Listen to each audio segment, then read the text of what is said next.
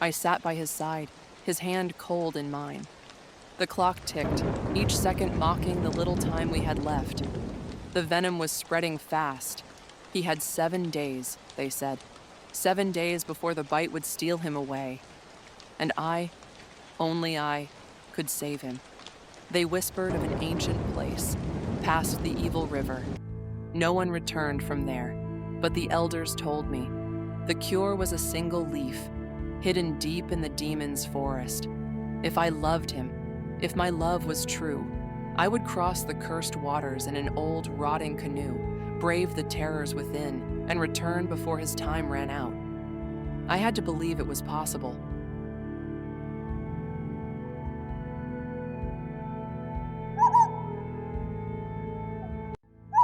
It all started this day. We were deep in the forest, returning from a trip we had no business taking so late at night. The air was thick with the sounds of the wild, and the moon barely peeked through the branches above us. That's when it happened. He screamed, a sound I'll never forget.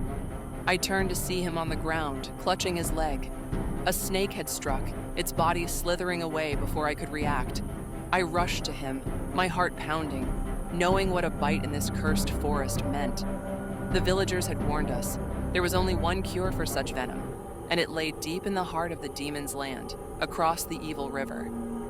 The bite gave him 7 days to live, and there was no time to waste. If I truly loved him, they said, I would need to make the journey alone. No one else could help him now. I left at dawn, his breathing shallow, his skin already paling. I knew I had to cross the evil river first, a place where the spirits of the dead wandered, pulling at any soul that dared pass. The river wasn't just water, it was alive, filled with whispers, curses, and cold fingers that tried to drag me under as I paddled in a rickety ancient canoe. The water churned, black and menacing, the air thick with the presence of things that shouldn't exist.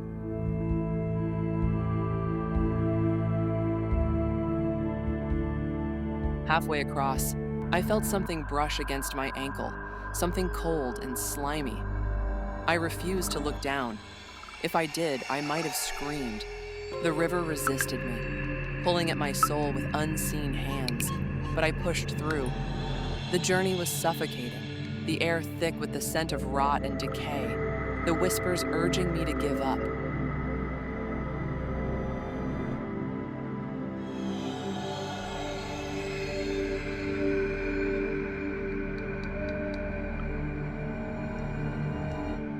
By the second night, I could barely sleep. The ground twisted under me, and every time I closed my eyes, the demons appeared, showing me visions of his lifeless body, convincing me I was already too late. At one point, I thought I saw him, standing in the distance, calling for me to turn back. But it wasn't him. It was something else, something evil wearing his face.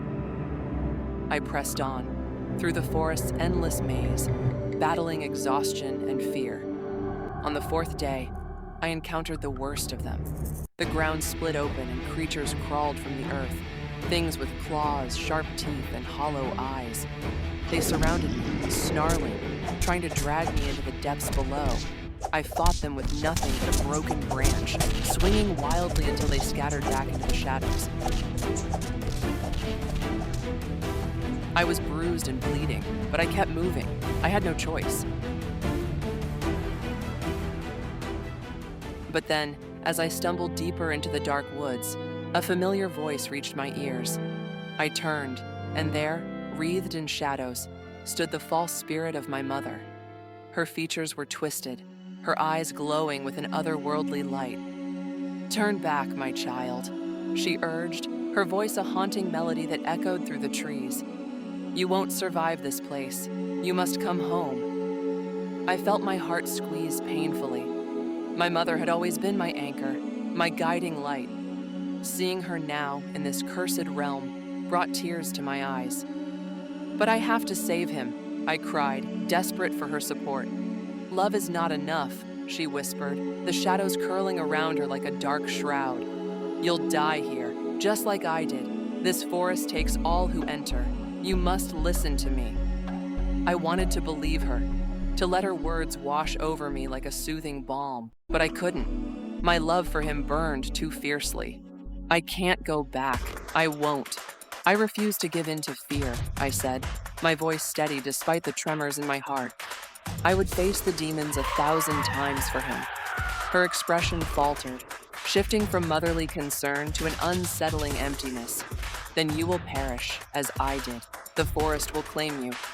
I don't care, I shouted, anger and sorrow mixing within me. I will not abandon him. I love him too much.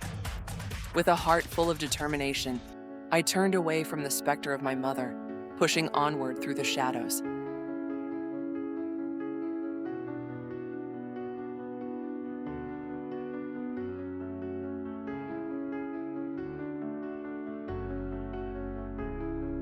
On the third night, I entered the demon's forest. Shadows flickered between the trees, eyes watching from the dark. My breath came in shallow bursts, fear gripping me tighter with each step.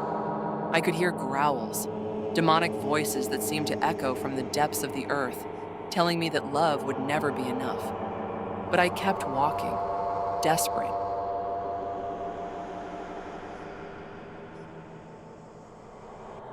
Finally, on the 5th day, I found it, the tree that grew the antidote. It stood tall, its twisted branches reaching out in the center of a clearing, seemingly untouched by the darkness surrounding it. As I approached, the glowing leaf caught my eye, but just as I reached for it, a final demon appeared, blocking my path. Its monstrous form towered over me, eyes glowing red with fury, and its breath was cold and rancid, promising that I would never leave the forest alive. But I didn't back down. I had come too far. Gathering every ounce of courage, I screamed and ran toward the tree. The demon lunged at me, but I snatched the leaf and sprinted away faster than I ever had before, the forest closing in around me. Somehow, I made it back to the river. The spirits awaited me, their hands reaching up from the water, desperate to pull me under. I paddled furiously, my arms burning, refusing to let them drag me down. I could see the shore, home, safety, just ahead. I returned on the 5th day, just as the venom was about to claim him. His breathing was shallow, his body cold. I placed the leaf on his lips, praying with everything I had left. For a moment, nothing happened. But then, slowly, the color returned to his cheeks, and his breathing steadied. He opened his eyes and smiled at me, weak but alive. I had done it. I faced the demons, crossed the cursed river, and brought him back from the brink of death. But as I held his hand, I couldn't shake the feeling that something from that dark place had followed me back. Now, sitting beside him, I reflected on my journey. The forest had sensed my triumph when I found the leaf, glowing faintly in the darkness. It was no larger than my palm, but I knew it was the antidote. The shadows had closed in around me, angry and restless. I had run, faster than I thought possible, until I reached the riverbank again, my heart pounding with hope and terror. Crossing back was worse. The river roared as if it knew time was running out. My arms burned with exhaustion, my body weak, but I made it. Now, as I sat beside him, I placed the leaf on his lips. His breathing was faint, his skin pale. 5 days had passed. He had only 2 left. I prayed. My love was the only thing that could bring him back. As the minutes ticked by, I wondered, was my love enough to fight the darkness that lingered within him? Or had I already lost him to the venom and the curse of the demon's land?